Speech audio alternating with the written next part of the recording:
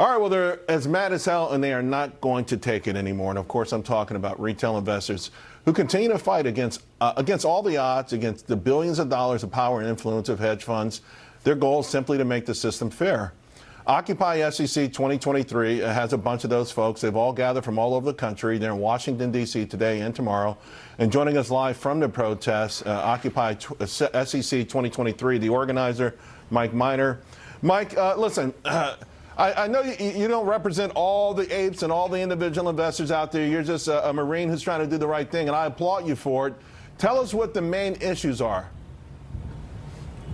Well, Charles, there's a lot of things that's happened in this market, and I've been here for a couple of years. We just see what these hedge funds, these banks and institutions are doing to us. It's not a fair market. It hasn't been a fair market for any of us retail investors. Frankly, we've just fed up. We're tired of it, and we want to see change happen. And so that was a part of me getting together and, gathering up and start talking about it about 5 or 6 months ago. And we need to get out here. We need to get boots on the ground, and that's exactly what we're doing out here. We probably got 75, 80 people out here, Charles. Yeah, no, I love the idea of boots on the ground. Here's the thing. You talked about these hedge funds. So yesterday, South Korea imposed a $10 million fine on Citadel. They said they disrupted their market with high-frequency algorithms. Citadel made $16 billion last year. And I just wonder, do you believe the Securities and Exchange Commission will ever do more than maybe levy an occasional fine when it comes to these folks and make the excuses like they have been? Well, that's exactly what they're doing. And, our hopes is we want to, what I want to call lobbying. All of us out here want to lobby against Congress, lobby against the SEC, because there's things that they can do. There's things that they have the access and the power to do. And that's why we're here, because one of the things is we want to see Congress put together a team of people that will actually investigate this, maybe put in some rules and regulations back into place that can stop the stuff that you just talked about, Charles. And it's only going to start with us demanding that. Have you, boots on the ground are phenomenal. It works a lot. They always say, call your congressperson. Well, when you show up to someone's doorstep, they really pay attention.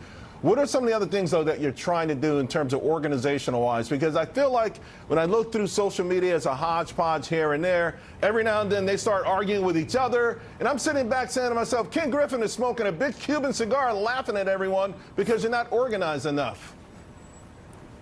Well, you're exactly right. Well, one of the things that was put into the community since I've been around, Charles, I've been around in the community with you. I saw you from the beginning. I want to say, first off, thank you for supporting us. But the biggest thing that was the unity. People weren't put together. Like we weren't united, and there was a lot of separation. We were told that we couldn't unite together, and I think that's the biggest thing. The hedge funds, the banks, the politicians have done is kept us divided. Right. And one of the biggest reasons I wanted to do.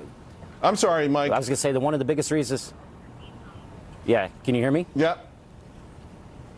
Okay, one of the biggest reasons I wanted to even do Occupy SEC 2023 was to bring people together from all different communities of different stocks out there and let them know that we can unite.